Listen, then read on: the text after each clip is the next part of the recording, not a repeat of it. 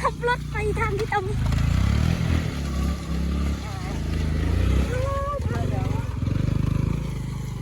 คนเลยทางความยากยะเบิ่งเอาพี่น้องลอยสวะ